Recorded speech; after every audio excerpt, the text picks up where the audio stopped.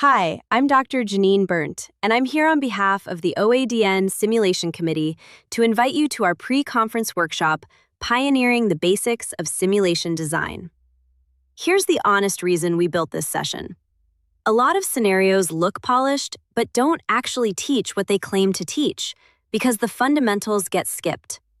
So we're going back to the Healthcare Simulations Standards of Best Practice Simulation Design Standard, and walking it through step by step.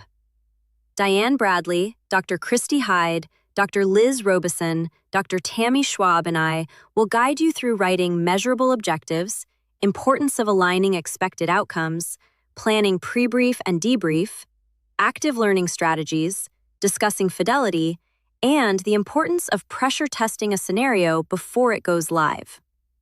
You'll leave with a draft scenario, a reusable template, and a toolkit you can use back at your program.